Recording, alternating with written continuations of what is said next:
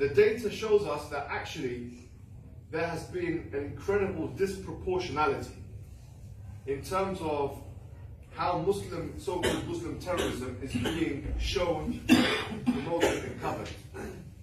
For example, Georgia University in America did a study and found that Muslim-inspired, or you can even say Muslim terrorists, self-identified Muslim terrorists, accounted for 23% of the terrorist attacks from 2006 to 2015.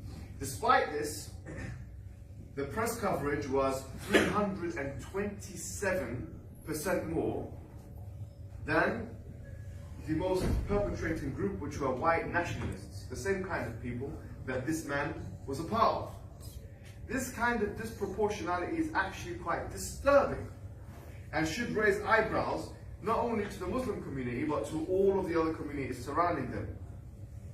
We realize when we look at what the ADL, the Anti-Discrimination League, what they published quite recently, that after 9/11 there were about 100 people that were killed in America, and the vast majority through terrorism, and the vast majority of them were through white supremacists. Now this is incredibly right-wing type individuals. This is incredibly important because when we look at the data, we realize that there is a growing trend now in this kind of terrorism, right-wing terrorism, especially targeted towards Muslims. And we have to safeguard ourselves against this kind of new threat, frankly. It's a very modern, contemporaneous threat in terms of its frequency and intensity. We need to safeguard our communities from this threat. And we have to realize the modes and outputs by which and through which we can safeguard our communities from these things. So it's an important point to note that this is a serious media type of propaganda, and it's connected, of course, to different economic variables which we should also be aware of. Some of you will already be aware of the Israeli lobby, the Zionist lobby in America, and its connections with both politicians and media personalities.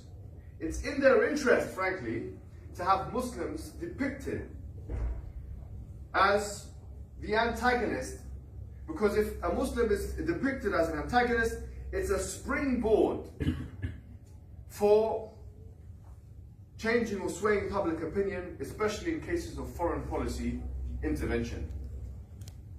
They can create the David and Goliath narrative, and there's no pun intended in that. Obviously they are people of David, but they can create the David and Goliath narrative, when in fact we are the minority in those countries that ought to be protected by virtue of our number in terms of population and our power in terms of economics.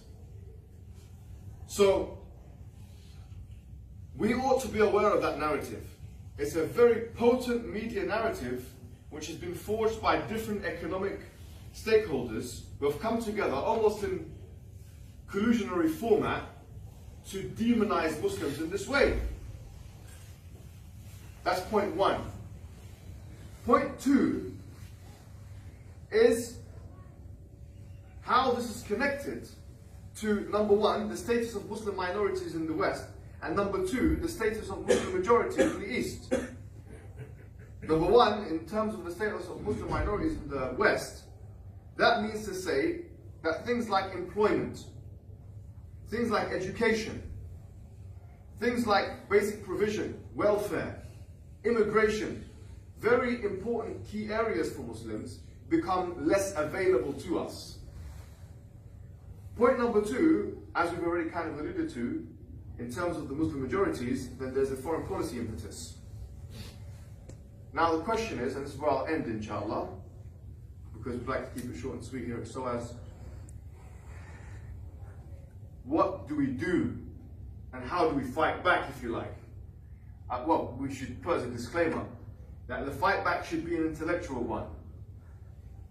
You know, it really is an intellectual war. It's a war of ideologies. And we have to be part of that war because we have privileges that other people don't have. You guys have language privileges. I would say to the congregation here today that the London accent that most of you have, honestly if you guys come from outside, the UK accent, for example, right, wallahi, the London accent is more valuable than degrees in some other countries. You're able to communicate in a language in a way which is seen by the majority of ex-colonized subjects as superior communication. You are all studying different things. You are studying different subjects. How can your subjects be contributing to the narrative, the counter-narrative that we must mount as the Muslim community in order to ensure our own preservation in this country? That's a question you have to ask yourself. The Quran says, قُلْ كُلٌّ يَعْمَلْ عَلَى شَاكِلَتِهِ. Tell every one of them to do according to what they, literally their mold, their shakila, what they're good at.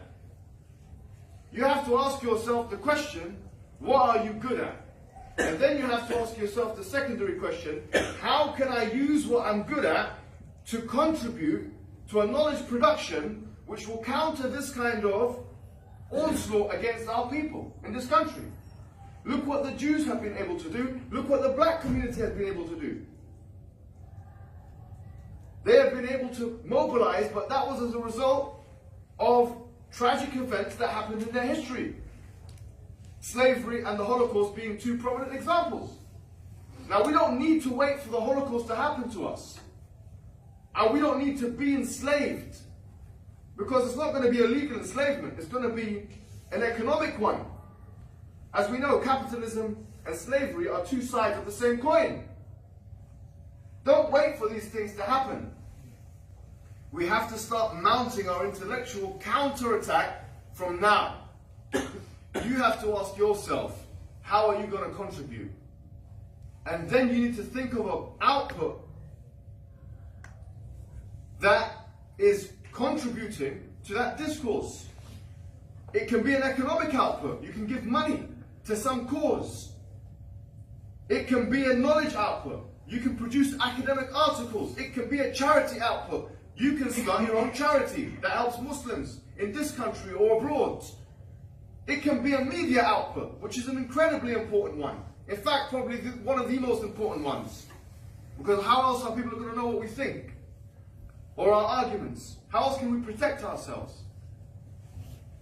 These are the outputs that we should be